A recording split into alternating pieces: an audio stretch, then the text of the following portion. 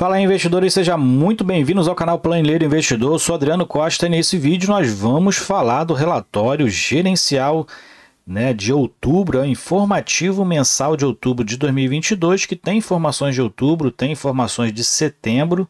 Normalmente as informações financeiras são de setembro, característica dos fundos da BTG, do fundo BRCR11, fundo de lajes corporativas da BTG. Então a gente vai ver ali a performance do mês de setembro, do mês de outubro, de alguns dados também, Então fique ligado aí conosco. Se você gosta desse tipo de assunto, FIF Agro, FIINFRA, o carro-chefe aqui do canal, se inscreva aí, ative as notificações, deixe o seu like, é tudo de graça, mas ajuda a gente bastante aqui no canal, tá bom?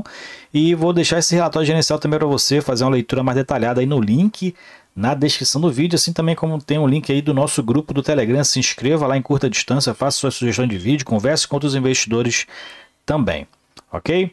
Então vamos lá. Relatório então do BRCR11, algumas informações aqui para quem não conhece o fundo que investe principalmente aí, tem seu principal investimento em imóveis comerciais de escritórios, tá?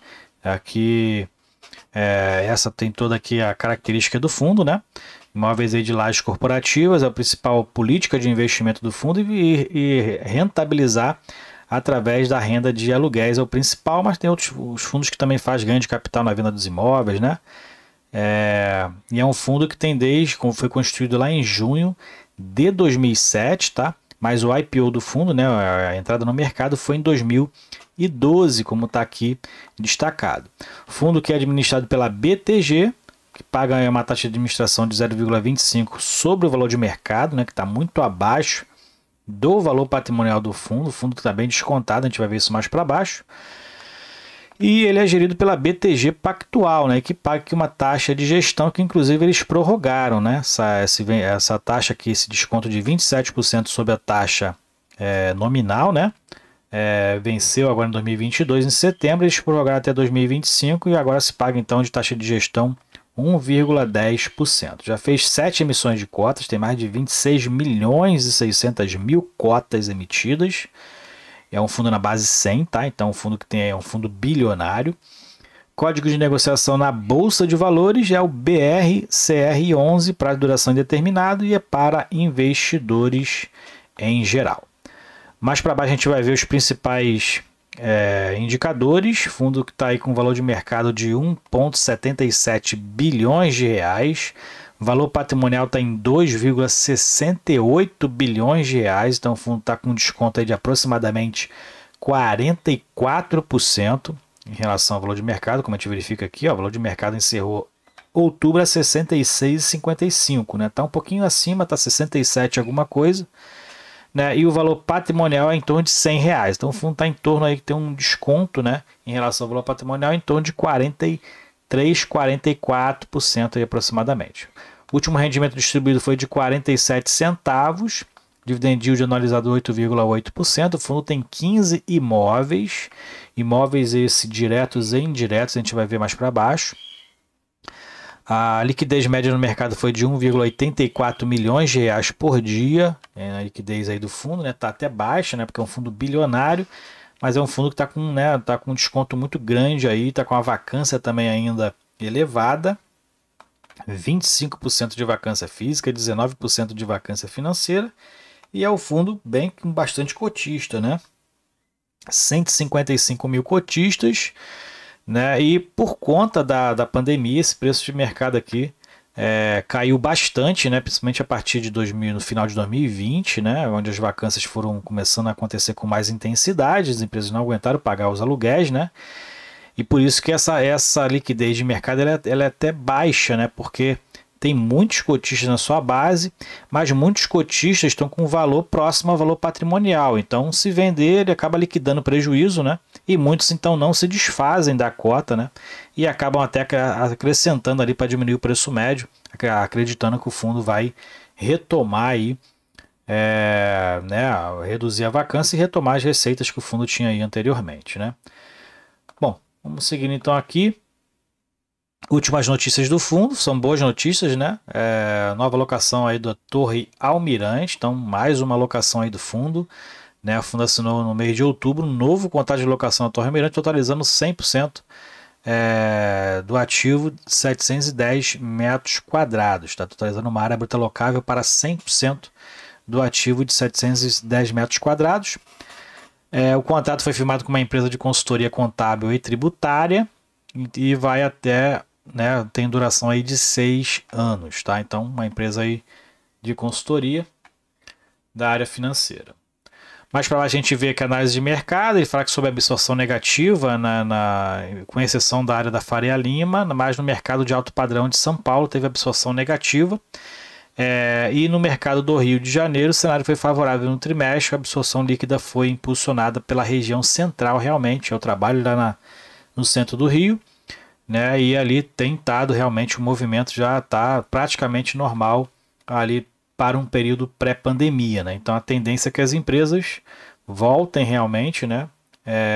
Pode ser que não volte, né, ocupando todo o espaço que ocupava, mas outras empresas vêm e acabam absorvendo esses espaços, né?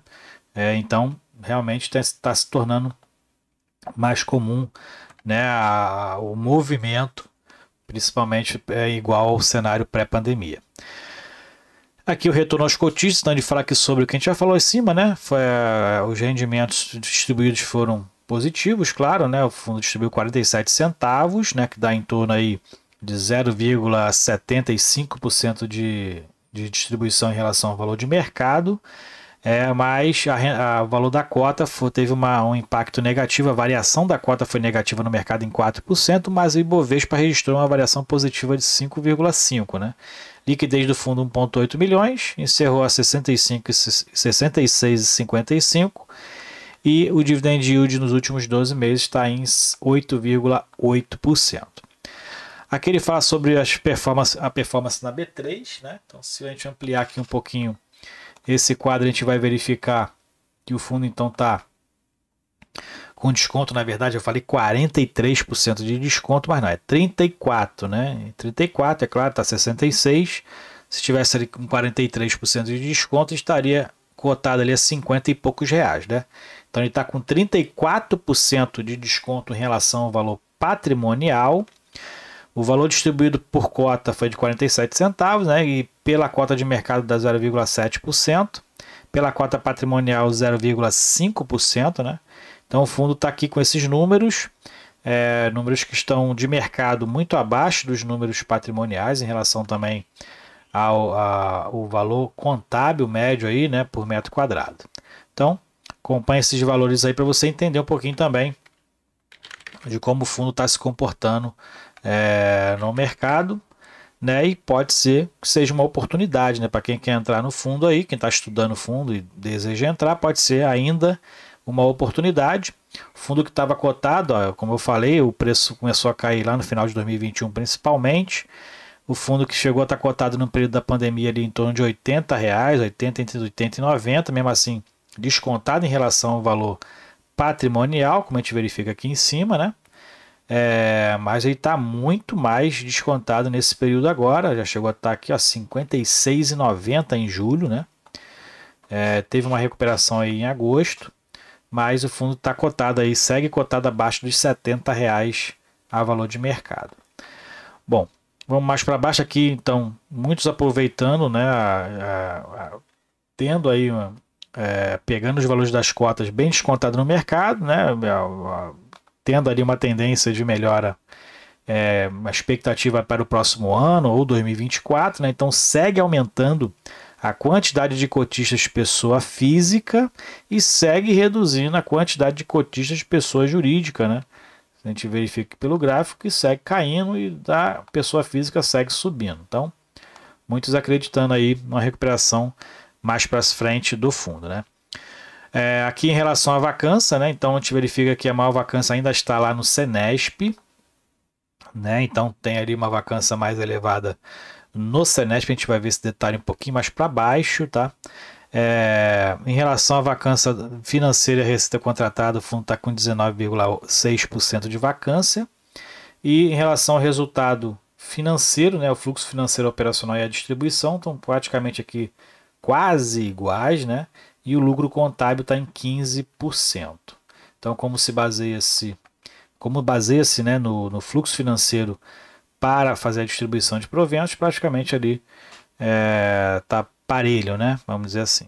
O fundo está em auditoria, né? Então as demonstrações financeiras aí não foram mostradas, né? Está em período de auditoria. E aqui a gente verifica a questão do volume de vacância, né? Então a vacância maior ainda está no Senesp, né? Só o próprio Senesp está com 54% de vacância, que contribui bastante aí para a vacância final do fundo, está em 25%, né? Em relação às vacâncias individuais, também a Torre Almirante ainda está com uma vacância individual de 58%, e a gente verifica que tem um Diamond Tower também com 30% de vacância individual. Então esses três são os principais, né, com maiores vacâncias. Tem que melhorar ainda, né, com relação à redução da vacância no próprio imóvel, e que impacta diretamente aqui na vacância do portfólio. Alguns imóveis aqui são indiretos, a gente vai ver um pouco mais para baixo. Dentro do portfólio a gente verifica que em relação à classe dos ativos, né, 72% são classe AAA. Em relação à região, a maioria está em São Paulo, né, só tem São Paulo e Rio de Janeiro, 70% está em São Paulo. Em relação ao setor específico, 16% é do setor financeiro. E a gente verifica na composição da vacância, o maior realmente ainda é o Senesp, com 11,5% da vacância total aí do fundo, né? E aqui ainda falando de portfólio, né, em relação aos índices de reajuste dos contratos, a maioria é pelo IPCA, 68% e 30% pelo IGPM, e dentro da tipicidade, a maioria são contratos típicos, né, característica dos fundos de laje corporativa, mas tem um percentual que também é interessante de contratos atípicos, 15%. E o principal locatário é a Petrobras, 14,8% de ocupação em relação, na verdade, à receita contratada total. E 56% dos contratos só vence a partir de 2026, né? Então tem aí um percentual até interessante de contratos que vencem no médio prazo. Aqui a apresentação geográfica, né, as localizações aqui em São Paulo, né, aqui no Rio de Janeiro.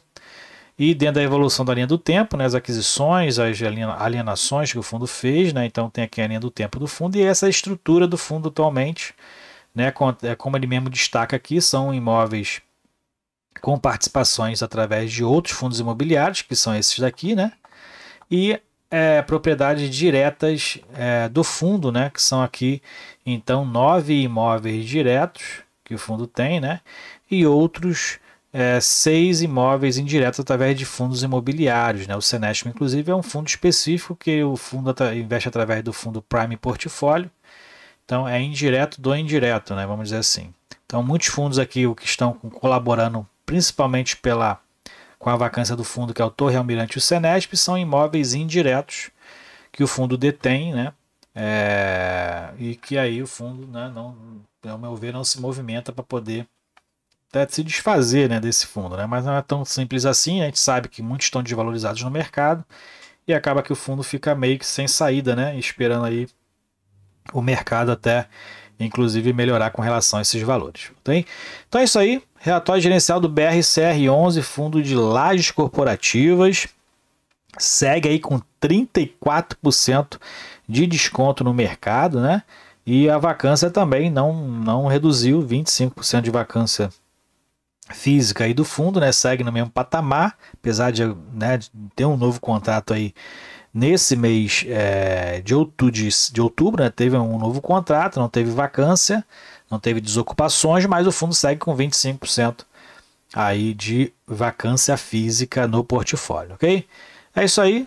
Se você gostou do vídeo, deixe seu like, se inscreva no canal e compartilhe com a gente. Se você é cotista do BRCR11, eu não sou cotista dele, qual o percentual da sua carteira hoje? Fique com Deus. Até o próximo vídeo. Tchau, tchau.